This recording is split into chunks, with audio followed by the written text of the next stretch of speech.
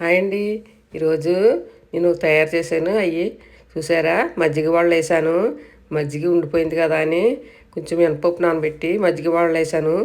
చాలా బాగా వచ్చినాయి, చాలా టేస్టీగా ఉన్నాయండి. ఇలా తయారు చేసుకోండి మీరు కూడా, చాలా బాగుంటుంది. మజ్జిగ ఎక్కువ అయిపోయిందని ఎక్కువ ఉందనుకోండి ఇంట్లోనూ, అప్పుడు ఇలా తయారు చేసుకోవచ్చు. చాలా బాగుంటాయి, 2 రోజుల వరకు నిల్వ ఉంటాయి. చాలా చాలా రుచిగా ఉన్నాయి. ఓకేనా, చూడండి ఎంత బాగున్నాయో. అదిగో